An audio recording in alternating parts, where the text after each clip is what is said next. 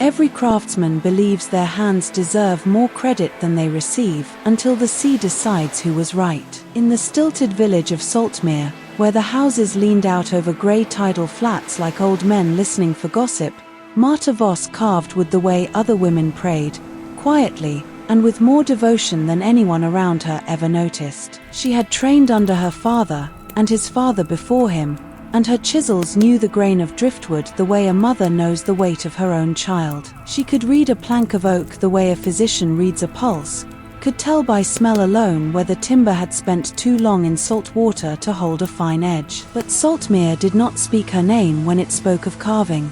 It spoke of Henrik Alto. Henrik carved the figureheads that rode at the prows of Saltmere's fishing fleet, and the villagers believed, in the quiet superstitious way of people who live by water, that a good figurehead kept a boat honest against the sea. Henrik's figureheads were said to open storms like doors, to see reefs before the lookout could, to bring a boat home even when the captain had lost his nerve. Captains paid him in advance, in silver, in favors, in the best cuts of cod.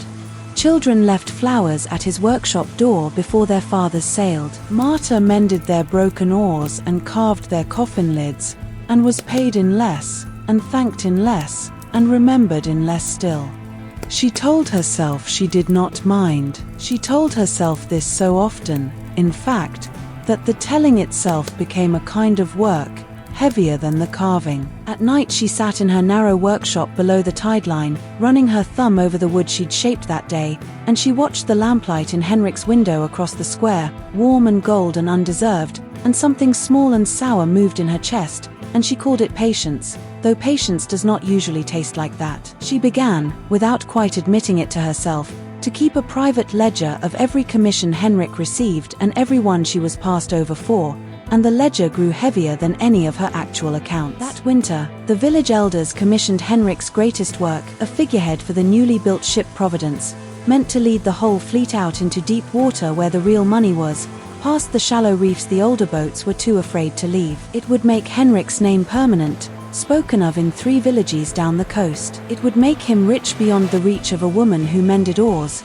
and it would settle, once and for all, whose hands the sea trusted more. One pale morning before dawn, delivering a repaired tiller to Henrik's workshop while he slept off a fever, Marta found the half-finished figurehead alone on its trestle, lit only by the grey light through a salt-crusted window. She ran her hand along its spine out of habit, the way any carver checks another carver's work, admiring despite herself the sureness of Henrik's blade. Then she felt it, a hairline crack, deep in the timber's core, hidden beneath a knot Henrik had carved over rather than cut out. A flaw no I would find. Only a hand that had spent 30 years reading wood by feel would ever know it was there, and in all of Saltmere, only 2 such hands existed, and one of them was sick with fever 2 rooms away. She could have told him. She stood there long enough to have told him. The word was in her mouth, shaped and ready, the way any decent neighbor's word would be. Upstairs, Henrik coughed in his sleep, and the sound moved through the floorboards like something almost human, almost pleading. But another thought arrived first, uninvited, and did not leave. If the figurehead failed, if it failed after the ship had sailed, the village would need a new one urgently, and there would be only one carver left standing who could deliver it in time: herself. She turned the thought over the way she turned over wood, checking it for flaws of its own, and found, to her quiet horror, that she did not want to find any. She set the tiller down without a word and walked home in the dark, past the shuttered stalls of the fish market, past the chapel where a single candle still burned for sailors already at sea, and told herself she had simply not wanted to wake a sick man over nothing. She told herself this twice more before she reached her own door, as if the number of times might function as a kind of proof. The Providence sailed in the first hard gale of the new year, out past the reefs, into the deep water Henrik's figurehead was supposed to make honest. Marta did not go to the harbor to watch it leave. She stayed in her workshop, carving, listening to the wind pick up against the shutters, and if her hands moved faster than usual, sharper, more certain than they had been in months, she did not let herself notice, and if some part of her was already waiting, she called that part patience too. The figurehead split at the spine on the second night of the storm, exactly where the crack had been hiding, and without its carved eyes staring down the weather, The helmsman lost his line in the dark and the Providence struck the outer reef it had been built to clear. 6 men did not come home. The village wept at the harbor for 3 days, black shawls moving among the pilings like a second tide, and among the weeping, quietly, urgently, they came to Marta, because someone had to carve a new figurehead before the fleet could sail again, and Henrik, grief-shattered, blaming his own failing hands, his own fever, his own carelessness, could not lift a chisel, and did not carve again for a year. Marta told herself this was simply her turn. She told herself the crack might have failed regardless of what she'd said, that wood hides its own sins, and she was not responsible for what she had only noticed. She built an entire second workshop of reasoning around herself, plank by plank, the way she'd once built shelves, careful joint by careful joint,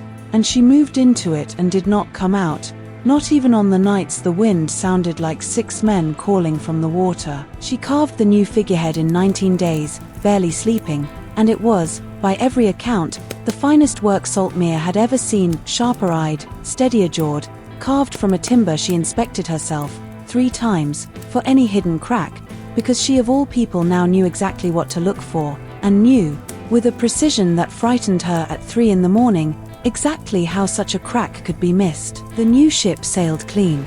The fish came back heavy. Within a year, captains paid Marta in advance, in silver, in the best cuts of cod, and said her name in the square the way they used to say Henrik's, and children left flowers at her door, and Henrik sat by his window, saying nothing, watching the lamplight move across her workshop the way she had once watched it move across his. She told herself she had earned it honestly. She had, after all, carved every line of it herself, with real skill, real hours, real blistered hands. This much was true, and she held on to it the way a drowning woman holds a plank, not noticing how small a plank it was against how much water surrounded it. On the nights she couldn't sleep, she told herself this several times, in several different orders, as though the truth might finally settle if she just arranged the same 6 facts correctly. 10 winters passed this way, comfortable ones, and Marta trained an apprentice, a sharp, quiet girl named Sailor Brunn,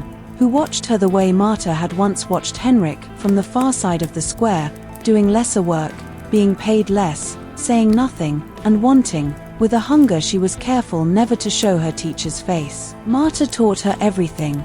The smell of oversalted timber, the exact angle to hold a gouge against oak grain, the patience to let a face emerge slowly from wood rather than force it. She was, by most measures, a good teacher, generous with her hours, sharp with her corrections, and it never once occurred to her that patience itself could be taught crookedly, that a student watching a master's hands learns not only what the hands do but what they withhold. Sailor was clever in the way Marta herself had been clever, which is to say she noticed things others missed and said nothing about most of them, filing each observation away the way a fisherman coils rope, neatly, for later use. She noticed that Marta flinched, very slightly, whenever anyone mentioned Henrik's name, though Henrik had been dead 6 years by then, his boat lost on a crossing to the mainland in weather that should not have troubled a careful sailor. She noticed that Marta kept his old chisel set in a drawer she never opened in front of anyone.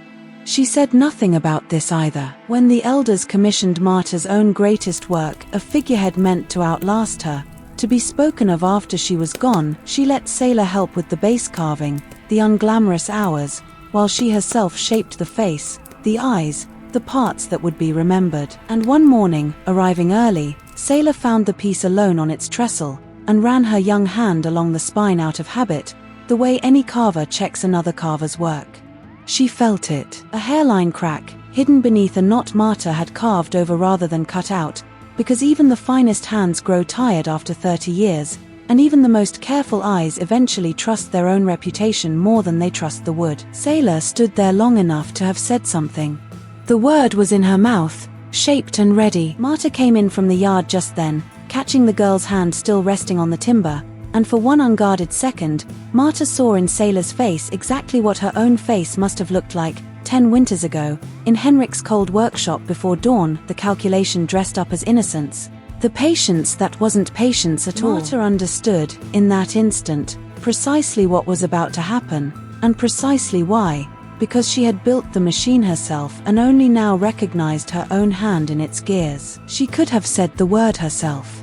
She could have named the crack aloud and ended it there, paid the debt forward, broken the only pattern she had ever really taught her apprentice. She asked Sailor, instead, if the base carving was finished, and Sailor said yes, it was, and neither of them mentioned the trestle again. The new ship sailed in the spring tide, its figurehead gleaming, and Marta stood at her window rather than the harbor, listening to the wind, and did not let herself notice how fast her hands were moving over wood that did not need shaping. Somewhere out past the reef, a crack that only one living person knew about was already counting the hours of the storm. And somewhere behind Marta, in the workshop she had built, a girl was learning, precisely and thoroughly, exactly what her teacher had taught her.